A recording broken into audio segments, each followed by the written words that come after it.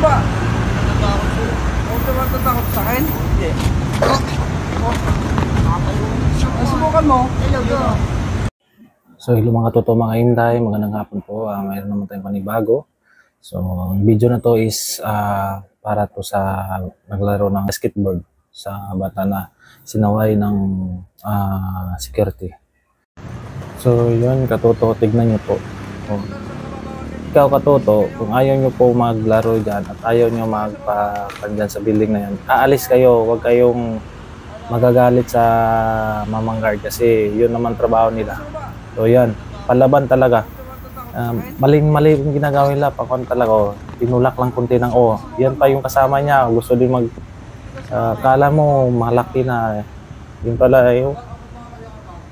kala mo malaki yung. Tingnan nyo po yung ugali talaga. Lalaban talaga. Pati yung kasama yun, pati nagbibideo. Huwag po kayong mga katoto ganyan. Maling-mali yung ginagawa nyo. Hindi naman ganun ang guard pag wala namang galing sa utos sa taas dyan. Galit talaga.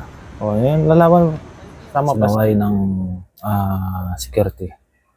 Ikaw katoto, no, dapat kung sa'yo ikaw sa security kasi inutusan din sila ng sa taas-taasan nila na ISO or either o security na sino yung taas sa building.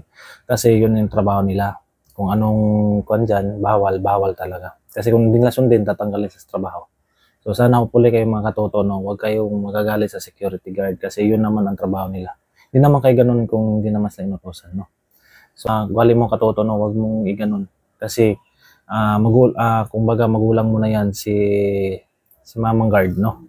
Huwag nyo po i-underestimate yung trabaho nila kasi for to secure sa building po niyan, no?